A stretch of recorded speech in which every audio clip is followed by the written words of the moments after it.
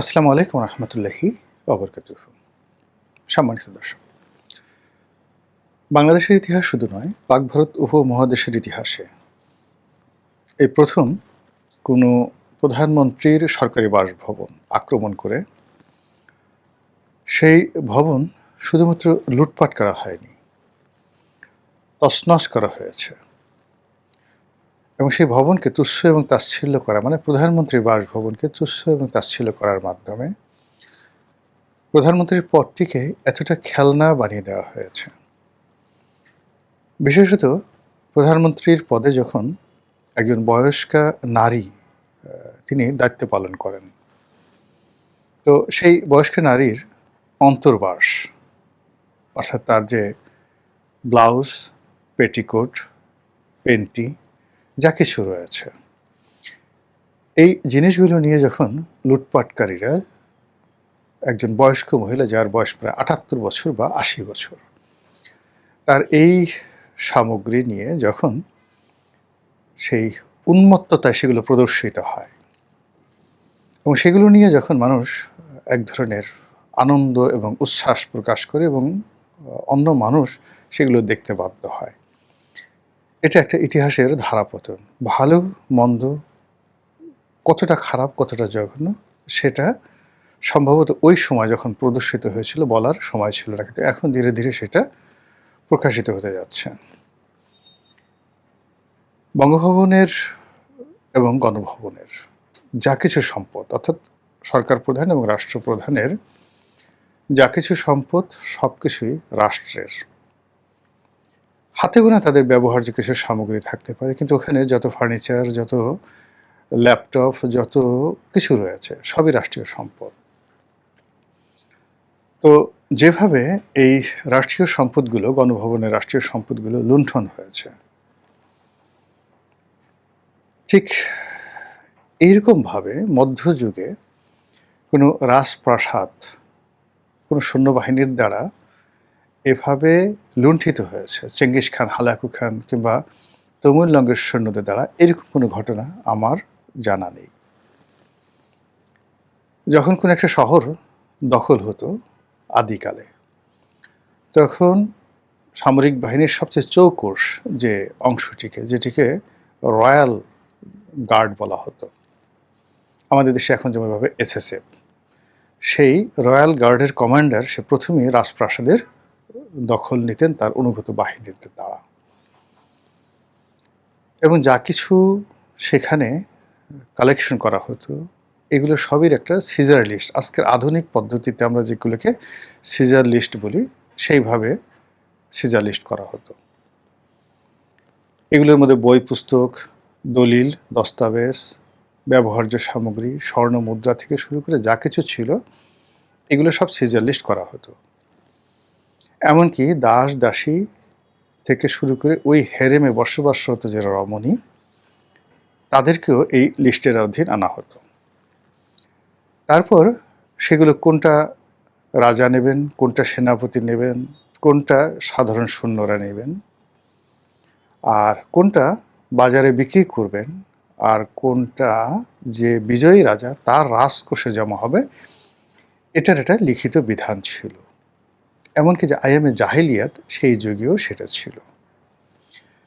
কিন্তু আমাদের গণভবন যেভাবে লুণ্ঠিত হয়েছে, এই লুণ্ঠনের ইতিহাস আপনি কোথাও খুঁজে পাবেন না। এমনকি ফ্রেঞ্চ রেভলিউশনের পরে, বাস্তিল দুর্গের পতনের পরেও ফ্রান্সের পার্লামেন্ট এবং রাজা লুইয়ের যে বাসভবন, আপনি দেখাতে পারবেন না যে এইভাবে গণহারে জনগণ গিয়ে সেটা লুট করেছে। কিন্তু আমাদের দেশে এই কাজগুলো করা হয়েছে বা করানো হয়েছে, বা এই কাজগুলো করতে প্রমোশনাল কাজ করা হয়েছে। এগুলো ইতিহাস। দ্বিতীয়ত হলো বাংলাদেশের যে ঐতিহাসিক ভবন ৩২ নম্বর, ইটস এ হেরিটেজ। আমাদের জন্য এটা একটা ঐতিহ্য। বঙ্গবন্ধু শেখ হাসিনা কিংবা ৩২ নম্বরের বাড়ি is a person, is a matter, is a physics, বা ধরুন একটা বস্তু, কিন্তু এর পেছনে যে ইতিহাস আছে, সংস্কৃতি আছে, কৃষ্টি আছে, কালচার আছে, আপনি সেটাকে অস্বীকার করতে পারবেন না। তো ৩২ নম্বর যে বাড়িটি রয়েছে, সেই বাড়িটি সরকার ইচ্ছে করলে বাজেয়াপ্ত করতে পারবে। সরকার ইচ্ছা করলে এটাকে যথাযথ পরিমার্জন, তারপরে এটাকে চাইলে একেবারে ভ্যানিশ করে দিতে পারবে। যেভাবে বেগম জিয়ার বাড়ি ভ্যানিশ করে দেওয়া হয়েছে, সরকার চাইলে সেটা করতে পারে। কিন্তু যখন এরকম একটা হেরিটেজকে আপনি জনগণের হাতে ছেড়ে দিবেন, ক্রোধান্বিত জনগণ, ইট মিনস আপনার পুরো রাষ্ট্রের যে সিস্টেম, সেই সিস্টেম এতটা বিপদ এবং বিপত্তিদের মধ্যে পড়বে যে আগামীতে রাষ্ট্রের যে কোনো গুরুত্বপূর্ণ স্থাপনা, যে কোনো গুরুত্বপূর্ণ দলিল, যে কোনো গুরুত্বপূর্ণ সহায় এবং সম্পত্তি, সব কিছু, যেটিকে কেপিআই জোন বলা হয়, সব কিছু যে লুণ্ঠন হবে সাধারণ মানুষের দ্বারা, এর একটা পথ করে দিলেন। ফলে গণভবন এবং ৩২ নম্বর, এই দুটো ভবনের যে ডাকাতি, রাহাজানি, লুটপাট, এগুলো নিয়ে ডে বাই ডে যত দিন যাচ্ছে তত মানুষের ক্রোধ বাড়ছে, ক্ষোভ বাড়ছে, বিচার চাচ্ছে। এবং যারা এই কর্মগুলো করে একটা সময় খুব আনন্দ উপভোগ করতেন, এখন তারা সবাই হতাশায় ভুগছেন, অনেকে আতঙ্কে ভুগছেন এবং নানা রকম সামাজিক, মানসিক, পারিপার্শ্বিক এবং প্রাকৃতিক জটিলতায় পড়ছেন। আপনি যদি কোনো ব্যক্তির হক নষ্ট করেন, এই দুনিয়াতে আপনাকে তার কর্মফল ভোগ করতে হবে।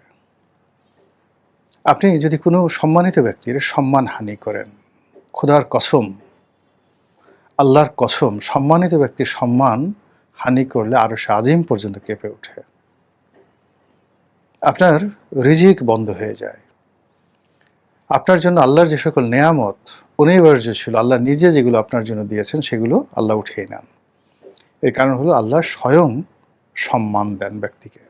কাজেই আল্লাহ যাকে সম্মান দিয়েছেন, মর্যাদা দিয়েছেন, পদ এবং পদবি দিয়েছেন, তার উপর নিষ্ঠুর আচরণ করতে গিয়ে আপনাকে ১০০ বার চিন্তা করতে হবে এবং সীমার মধ্যে থাকতে হবে।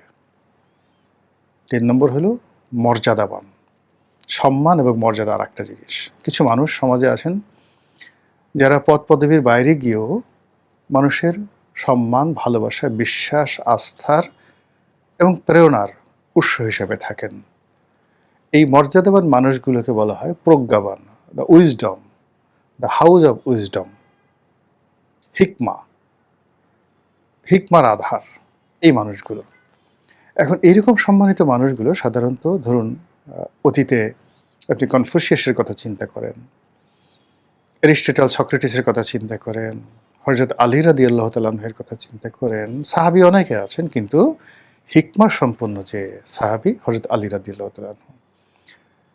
তারপর হযরত সেই লোকমান আলাইহিস সালাম, পরবর্তী যুগে ইবনে সিনা, জাভির আল হায়ান থেকে শুরু করে অন্য যে সকল স্কলার যারা হিকমা পেয়েছেন, ইমাম বুখারী, ৪ মাযহাবের ৪ ইমাম, সবাই হিকমাওয়ালা ছিলেন। কোনো রাষ্ট্র, কোনো সমাজ, কোনো দেশকাল যখন এদের দিকে আঙ্গুল তুলে তাকায়, মুহূর্তের মধ্যে আল্লাহর সর্বোচ্চ, মানে ওই যে সম্মানিত ব্যক্তিকে অসম্মান করলে যা হয় তার চেয়ে বেশি, যাকে বলা হয় গজব, আল্লাহর পক্ষ থেকে নাজিল হয়ে যায়।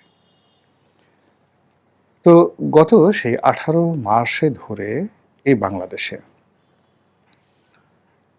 রাজনৈতিক ব্যক্তিত্ব, অরাজনৈতিক ব্যক্তিত্ব, শিক্ষাবিদ, ধর্মীয় ব্যক্তিত্ব, সমাজের ময় মুরব্বী, ধনী ব্যক্তি থেকে শুরু করে এই সমাজের মধ্যে যারা একটা বন্ধন তৈরি করে রেখেছিলেন, মব তৈরি করে সবগুলো তছনছ করে দেওয়া হয়েছে। ফলে কি হলো, একটা রেজিম চেঞ্জের পর যা আশা করা হয়েছিল, যে বরকত আশা করা হয়েছিল, যে ডেভেলপমেন্ট আশা করা হয়েছিল, সেগুলো সবই সকলের জন্য বুমেরাং হয়ে গেছে। মানে যারা এটার সুবিধাভোগী তারা, যারা সাধারণ জনগণ তারা, যারা দেখেছে তারা, যারা এর কাছাকাছি গেছে প্রায় সবাই এখানে মজলুম হয়ে পড়েছে। এই সমাজ তাদেরকে ধারণ করতে পারছে না এবং আমাদের এই সমাজে এখন এতগুলো বিষয় কিলবিল করছে, এতগুলো সমস্যা যে একটু তাকিয়ে দেখেন যে এই সমস্যাগুলো থেকে আপনি আমি কেউ কিন্তু বাঁচতে পারছি না। এজন্য যখন অন্যায় হয় তখন সমস্বরে প্রতিবাদ করতে হয়। আর যখন ভালো কাজ হয় সমস্বরে সেই ভালো কাজের প্রশংসা করতে হয়। তো যেটা বলছিলাম যে ইদানিং আপনি দেখবেন যে যারা এই গণভবন চুরির সাথে জড়িত, ৩২ নম্বর ভাঙার সাথে জড়িত, তাদের সেই রমরমা ভাব নেই।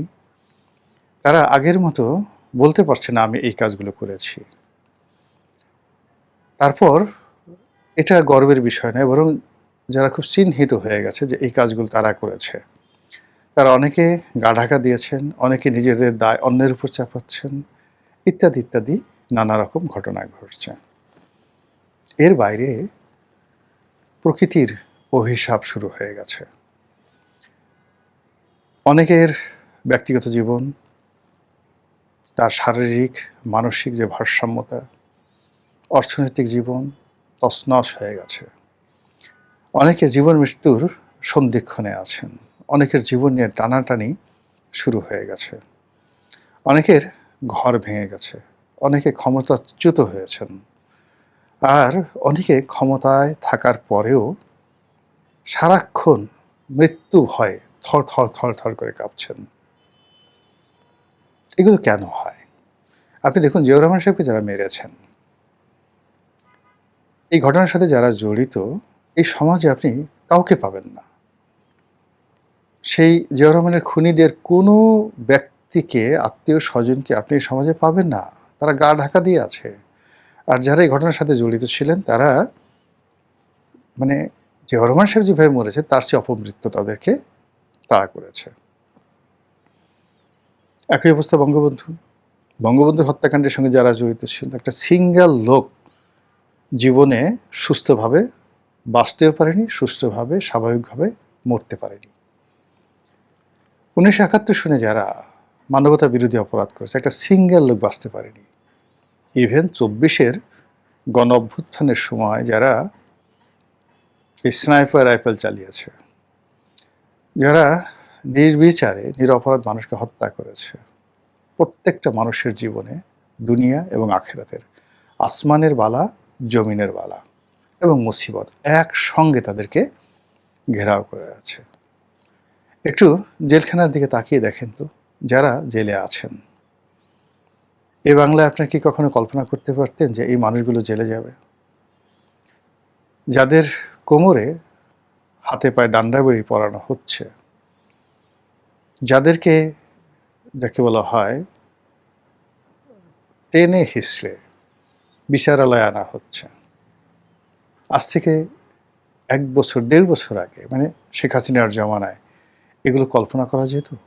যে পরিমাণ মানুষ এখন কারাবন্দী আছেন, বিচারের আওতায় আছেন, তার চেয়ে অন্তত ১০০ গুণ মানুষ ক্ষমতাধরদের মধ্যে এবং ক্ষমতা যারা হারিয়েছেন তাদের মধ্যে, অর্থাৎ ডক্টর মোহাম্মদ ইউনূস এবং শেখ হাসিনা তাদের মধ্যে। এর চাইতে বহু সংখ্যক মানুষ কখন পরোয়ানা চলে আসবে, কখন জেলে যেতে হবে, এই ভয়ে, কখন আমার যে কনস্পিরেসি, আমার যে চক্রান্ত, দেশবিরোধী চক্রান্ত, আমার যে মানবতা বিরোধী চক্রান্ত, সেগুলো কখন প্রকাশ হয়ে যাবে, এই ভয়ে তছনছ হয়ে গেছে। একইভাবে ধরুন আগে যদি যাই, নবাব সিরাজউদ্দৌলাকে যারা হত্যা করেছে, যারা পলাশীর সেই চিহ্নিত বেঈমান, বাংলাকে যারা রবার্ট ক্লাইভের হাতে তুলে দিয়েছে, একজন সিঙ্গেল মানুষ সুস্থভাবে মরতে পারেননি। আত্মহত্যা করেছেন, অনেকের কুষ্ঠরোগী হয়েছে, অনেকে পরিবার, ঘর, সংসার সবকিছু ত্যাগ করে দেউলিয়া হয়ে পড়েছেন, পাগলের মতো, ফকিরের মতো রাস্তায় রাস্তায় ঘুরেছেন। মীর কাসিমের মতো, যিনি বাংলার নবাব ছিলেন, পাগলের মতো সব জায়গায় ঘুরেছেন, ভিক্ষুকের মতো দাঁড়ে ঘুরেছেন। এই হলো অপকর্মের ফল। ফলে আমাদের রাষ্ট্রীয় সম্পত্তি যারা ধ্বংস করেছেন, আলটিমেটলি তারা সবাই এই যে রোষানল, প্রকৃতির রোষানল, মানুষের রোষানল, জমিনের রোষানল, আসমানের রোষানল, সব রোষানলের মধ্যে এই মুহূর্তে পড়েছেন। আল্লাহ অনাগত দিনে আমাদেরকে এই ধরনের বিপদ এবং বিপত্তি থেকে রক্ষা করুন, হেফাজত করুন এবং দয়া করুন। আসসালামু আলাইকুম রহমতুল্লাহি ওয়া বারাকাতুহু।